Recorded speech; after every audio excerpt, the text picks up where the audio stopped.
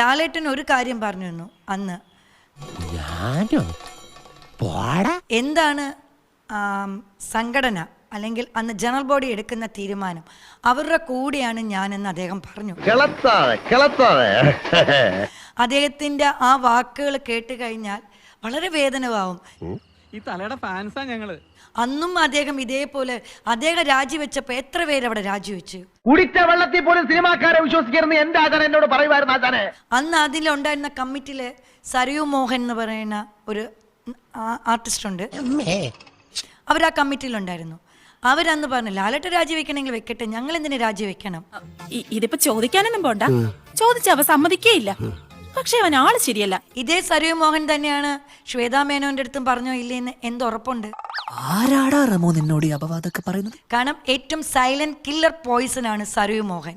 മനുഷ്യരക്തം കുടിക്കുന്ന ഒരു DTS രക്തരക്ഷസായാണ്. അത് ഞങ്ങളുടെ അംഗങ്ങൾക്ക് എല്ലാവർക്കും അറിയാം. ആരും അത് പുറത്ത് പറയുന്നില്ല എന്നേ ഉള്ളൂ. അങ്ങനെയൊക്കെ വഴിയില്ല. സരയു മോഹന്റെ ഹസ്ബൻഡിനാണ് അന്ന് കുടുംബ സംഗമം തുടങ്ങിയ സമയത്ത് 2.5 ലക്ഷം രൂപയുടെ ഒരിത് കൊടുത്തത്. അത് ഞങ്ങളൊക്കെ ചോദ്യം ചെയ്തു. ഇതൊക്കെ ഞാൻ അയച്ച ഒരു മെയില് എങ്ങനെയാണ് ഒരു ഓൺലൈൻ മാധ്യമത്തിന് കിട്ടിയത്? എനിക്കറിയില്ല. അപ്പൊ എന്റെ സംഘടനയെ കുറിച്ച് എനിക്ക് എന്ത് വിശ്വാസമാണുള്ളത്? അല്ല, എന്താ നിങ്ങളുടെ ഉദ്ദേശം? ശബ്ദം കനിപ്പിച്ച് എന്താ നിങ്ങളുടെ ഉദ്ദേശം? അവിടെ നടക്കുന്ന എക്സിക്യൂട്ടീവ് മീറ്റിംഗില് പല കാര്യങ്ങൾ അവർ വീടുകളിൽ എത്തുന്ന മുമ്പ് ഒരു ഓൺലൈൻ ചാനൽ എങ്ങനെയാണ് അറിയുന്നത്? പറ്റിക്കാൻ തുനിഞ്ഞിറങ്ങി കഴിഞ്ഞാൽ ആരെ വേണമെങ്കിലും എത്ര കാലം വേണമെങ്കിലും പറ്റിക്കാൻ കുട്ടി. ഞാനും മാലാപാർവതിയും അവരെ അശ്ലീലം പറഞ്ഞു.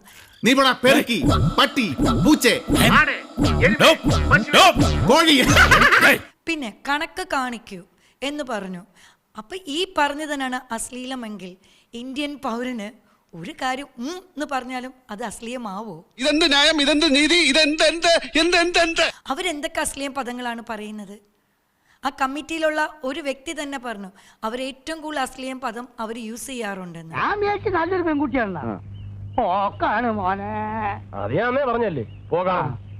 അതിലൊരു നടൻ അവരെ കൊണ്ട് മാപ്പ് പറയിപ്പിച്ചെന്നവരെ പറയുന്നുണ്ട്. എന്റെ പൊന്നോ, എന്തൊരു ഉഗ്രൻ തറവാട്ട് മഹിമയാണെന്ന് പറഞ്ഞു വരികയായിരുന്നു. ഒരു ജനപ്രതിനിധിയെ, ഒരു MLA ശ്വേതാ മേനോൻ അഭിസംബോധന ചെയ്യുന്നതൊക്കെ നമ്മൾ കഴിഞ്ഞ കുറെ നാളുകളായി കണ്ടുകൊണ്ടിരിക്കുകയാണ്. ഇതൊരു ശരിയായ പ്രവണതയാണ്? ഒരിക്കലുമില്ല. ഞാനൊക്കെ രമേശ് പിഷാരടി എന്ന് പറഞ്ഞ MLA കൂടെയാണ്. ഇനി മറ്റുള്ളവരുടെ മുമ്പിൽ വെച്ച് എന്നെ ഇൻസൾട്ട് ചെയ്യാൻ നോക്കിയാ മോന്തക്കിട്ട് വെച്ചരും. അദ്ദേഹം സംസാരിച്ചതിന് അത് റെക്കോർഡ് ചെയ്തിട്ട് സമൂഹ മാധ്യമങ്ങളിൽ പ്രചരിപ്പിക്കുന്ന എത്ര വൃത്തികെട്ട മനസ്സിന്റെ ഉടമയായിരിക്കും? രണ്ട് സുഹൃത്തുക്കൾ തമ്മിൽ, നമ്മൾ സുഹൃത്തുക്കൾ തമ്മിൽ എന്തൊക്കെ സംസാരിക്കും അല്ലേ? ഞാൻ നിന്റെ ഒരു സുഹൃത്തായിരുന്നു എന്ന് വെച്ചാ ഇപ്പോഴല്ലേ? അല്ല, അതൊക്കെ പിഷു പിഷു എന്നാണ് വിളിക്കുന്നത്. അത് വല്ലാത്തൊരു പിഷു വിളിയായി പോയി.